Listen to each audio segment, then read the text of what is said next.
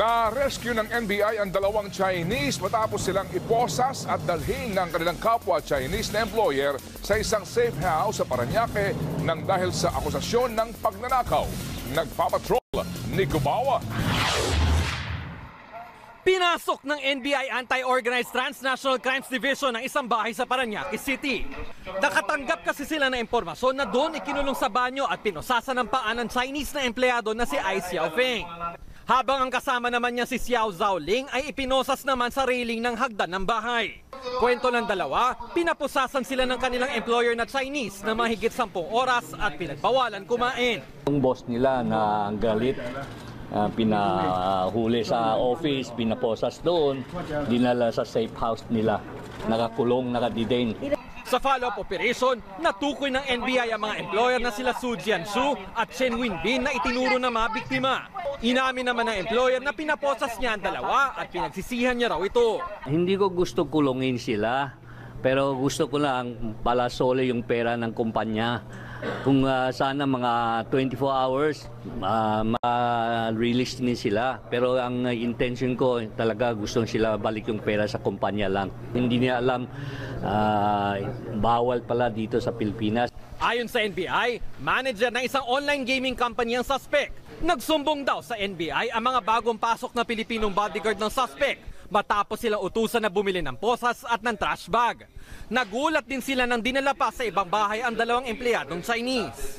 Yung araw na iyon, inupahan daw yung bahay na iyon. So parang sinadya para doon na gawing safe house at i-detain itong mga empleyado. Pumayag ang mga bodyguard na tumayong testigo sa kaso. Kulong naman ang dalawang suspect sa kasong illegal detention habang iniimbestigahan pa kung lehitimo ba ang kanilang negosyo sa Pilipinas. Nico Bawa, ABS-CBN News. Ito po ang kapapasok lamang na balita dahil sa protestang gagawin bukas ng piston. Inansyo po ng MMDA na suspendido ang number coding bukas Enero 24.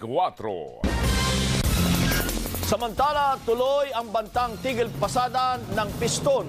Bukas po yung bilang protesta sa patuloy na pinatutupad na Oplan Tanggal Bulok, Tanggal Usok. 40 government vehicles man at 20 bus ang tutulong sa mga pasaherong maapektuhan o ma-stranded. Nagpapatrol si Doris Bigornia. Sa gobyerno, isinisisi ng grupong Piston ang pahirap na nararanasan ngayon ng mga stranded na pasahero at mga jeepney driver operator.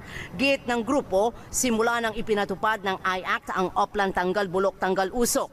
Kalbaryo na ang inabot ng mga pasahero dahil nagkaroon ng jeepney shortage. Daan-daang tsuper ang nawala ng kita at lugi ang mga operator dahil sa sabayang pagbayad ng multa at pagpapagawa ng mga sasakyan. Kung paano nakakapasada sa kalsada yan, liable din ng pamahalaan. Ang hinahanting lang ng gobyerno, yung biktima. Ang biktima yung driver at operator na biniktima ng mga korap na opisyalis ng LTO, ba't nakalusot yung mga yun eh? Inamin ni San Mateo na utos talaga ng ilang operator sa mga driver nila na wag nang pumasada kesa mahuli. Mas bulo ang gobyerno kaysa doon sa sinasabi ng bulok na jeep. Kaya ilalabas nila ang kanilang pagmamaktol bukas. Magrarally sila sa harap ng mga tanggapan ng LTO at LTFRB pero matigas ang I-Act sa kanilang Oplan. Lahat naman ng ginagawa nila naaayon sa Joint Administrative Order o JAO na matagal nang nariyan, hindi lang na ipapatupad ng tama. Puro nakasimangot na pasahero tuloy ang nakikita sa kalsada kada nag-ooperate ang I-Act. Dapat nag-advise muna sila na may ganito para aware kami. Kasi may pasok kami, malilate na kami. Kanya-kanya namang paliwanag ang mga nahuling driver sa operation sa Zapote, Alabang Road kanina. Merong kamot ulo na lang. Ang isa, kinuyungmos na lang ng bimpo ang mukha dahil pinapawisan ng husto nang di maipakita ang rehistro ng jeep. Ang isang ito, asar na nangumpisal na lang. May paayos naman itong jeep na to eh, kaya lang kapos pa sa pera. Sabi nung mga po ng operator ko, tago-tago lang. Si Manong sumubok pang mambola. So may brake ka, may ilaw, okay ilaw mo. Kompleto na lahat yan. May speedometer ka, okay prangkisa mo, naka-uniforme kayo, nakasapatos, nakapantalon, emisyon na lang. Uy, sayang. Ang ganda niyo pala, misis. Nasa 1,000 ang inaasahang sasama sa kilos protesta bukas. Kaya kapit lang mga pasahero. Ang tabayanan ang mga libreng sakay na ilalaan ng gobyerno. Ang mga bus, babiyahe rin sa ruta ng mga jeep pero may singil. 10 kung ordinary, 12 kung aircon. Doris Bignia, ABS-CBN News. Nilabas na po ng PNP ang 8 pahinang supplemental guidelines sa war on drugs. Nagpapatrol, maan makapagal. Sa 8 pahinang guidelines, mas masinsin at detalyado ang mga panuntunan sa pagsasagawa ng anti-drug operations ng PNP ngayon. Una, aprobado dapat ng unit commanders ang lahat ng operasyon na pangungunahan ng isang opisyal at may koordinasyon sa PDEA. Magsusumite rin ng pre-operations report at coordination form. Bubuo ng isang Drug Enforcement Unit o DEU na may 8 tao sa bawat regional, district at provincial police pababa sa municipal at station level. Pili at sasalain ang mga membro nito.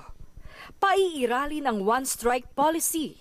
Sibak ang Chief of Police oras na maaresto at makasuhan ng isang pulis niya kaugnay ng illegal na droga. Sibak naman ang Provincial Director kapag hindi nabuwag ang drug den o drug laboratory sa kanyang lugar o kapag 2 sa kanyang Chief of Police ay nasibak dahil sa issue ng droga. Sibak din ang Regional Director oras na ma-relieve ang 2 sa kanyang Provincial at City Director. Hindi pa obligado sa ngayon pero hinihikayat ang paggamit ng body camera at iba pang gadget kung available na para ma-record ang mga operasyon. Kailangang dalhin sa ospital ang mga sugatang sospek. Kung mapapatunayan, kakasuhan pa rin ang mga namatay na suspect sa mga police operation. Base sa consolidated data ng PNP, PDEA, NBI at BOC, halos 4,000 drug personalities na ang napatay sa anti-drug campaign ng pamahalaan mula July 1, 2016 hanggang January 17, 2018. Higit 119,000 naman ang naaresto. Malinaw naman sa guidelines na kailangang manaig ang batas sa anumang operasyon at pagrespeto sa human rights sa lahat ng oras. Nakatakdang ilabas ng PNP ang kanilang bagong guidelines sa pagpapatupad naman ng Oplan Tokhang. Maan Makapagal, ABS-CBN News.